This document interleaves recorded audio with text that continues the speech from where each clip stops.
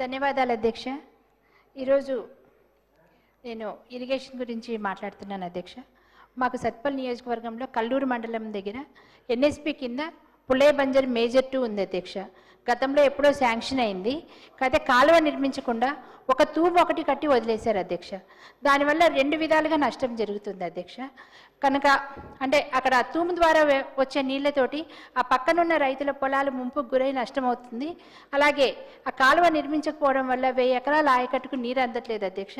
వాళ్ళు ప్రైవేటుగా మోటార్లు పెట్టుకొని నీళ్లు తోడుకోవాల్సి వస్తుంది. కనుక నేను మీ ద్వారా ప్రభుత్వానికి విజ్ఞప్తి చేసేది ఏంటంటే సత్వరమే ఆ కాలువ నిర్మాణానికి మీరు అనుమతులు మంజూరు చేయించి ఆ రైతులకి న్యాయం చేకూర్చాలని మీకు మనవి చేస్తున్నాను అధ్యక్ష. థ్యాంక్ యూ అండి. కానీ బయట మాత్రం పెద్ద పెద్ద మాటలు మాట్లాడుతుంటాడు. హుజురాబాద్ నియోజకవర్గ ప్రజలు ఆయనకి ఓటేసిర్రు.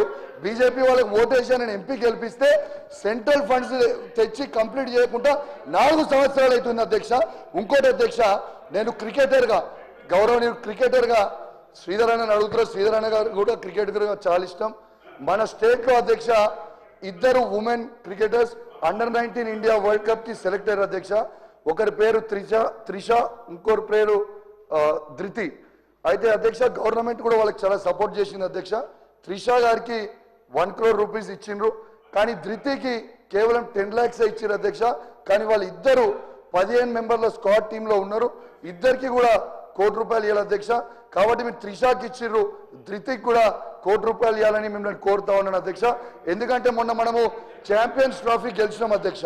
ఆ ఛాంపియన్స్ ట్రోఫీ గెలిచినప్పుడు ఇండియన్ టీంకి 15 స్క్వాడ్లో ఉంటే బీసీసీఐ 3 కోట్లు అందరికి ఇచ్చింది, 15 మందికి 45 కోట్లు ఇచ్చింది. సో ఇక్కడ ప్రభుత్వం త్రిషాకి ₹1 కోటి ఇచ్చినప్పుడు ధృతికి 10 lakhs ఇచ్చింది. దయచేసి తనకు కూడా ₹1 కోటి ఇవ్వాలని కోరుకుంటూ ఈ అవకాశం ఇచ్చిన మీకు ధన్యవాదాలు అధ్యక్ష.